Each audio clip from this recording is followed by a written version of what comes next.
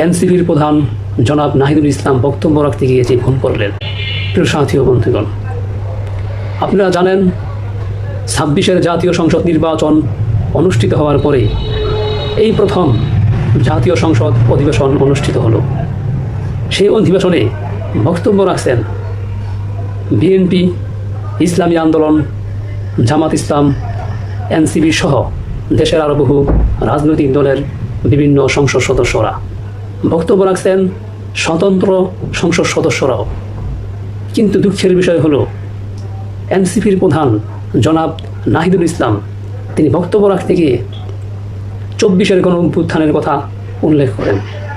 24-এ গণ অভ্যুত্থানে যে ত্যাগ এদেশের ছাত্র জনতা ও ছাত্র জনতার বাহিরে আমভাবে জাতীয়ভাবে দেশের সর্বস্তর মানুষ যেভাবে ত্যাগ স্বীকার করছে তা তিনি উল্লেখ করতে গিয়ে ছাত্রদল, ছাত্র শিবির, ছাত্র শক্তি, মাদ্রাসা, স্কুল, কলেজ, ভার্সিটি, বিশ্ববিদ্যালয় থেকে শুরু করে সবার প্রশংসা করছেন আমরারের, প্রশংসা করছেন ফেলানির, প্রশংসা করছেন দেশের অনেক উসমান হাদির, প্রশংসা করছেন দেশের অনেক শহীদ গাজীর।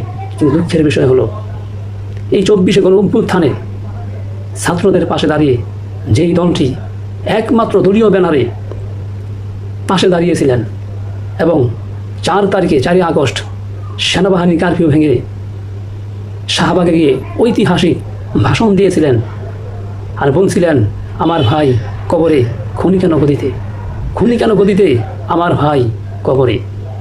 সেই দেশের অন্যতম রাজনৈতিক দল ইসলামী আন্দোলন বাংলাদেশের নামটি তিনি স্মরণ করেননি, উল্লেখ করেননি। অথচ বিএনপির ছাত্রদল, ছাত্র শিবির, ছাত্র শক্তি, এমনকি বামরামদের নামও তিনি উল্লেখ করছেন। তাহলে কি আমরা ভেবে নিব এনসিপির প্রধান জনাব নাহিদুল ইসলাম তিনি কোনো অপশক্তির কাছে তিনি গ্রাস হয়ে আছেন, বন্দী হয়ে আছেন, তাদের প্রেসক্রিপশনে চলতেছেন? আমরা জনাব নাহিদুল ইসলামকে বলবো যে আপনি যে সংসদ অধিবেশনে বক্তব্য দিতে গিয়ে যে ভুল করছেন, ইসলামী আন্দোলন বাংলাদেশের নাম না নিয়ে, তা আগামী বক্তব্যে শীঘ্রই আপনি তা জানিয়ে দিবেন যে আপনার বক্তব্য যে ভুল হয়েছিল।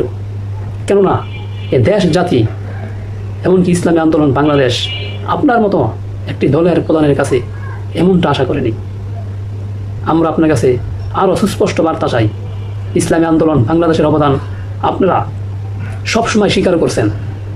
আপনাদের কেন্দ্রীয় নেতা হান্নান মাসুদ, সার্জিস আলম, হাসান আবদুল্লাহ সহ সবাই প্রশংসা করছে যে 24 গণ অভ্যুত্থানে ইসলামী আন্দোলন বাংলাদেশের সিনিয়র নাইবে আমির মুফতি সৈয়দ মোহাম্মদ ফয়জুল করিম তিনি সেনাবাহিনীর কারফিউ ভাঙছিলেন এবং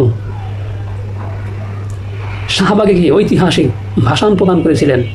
তারা সবাই স্বীকার করছে।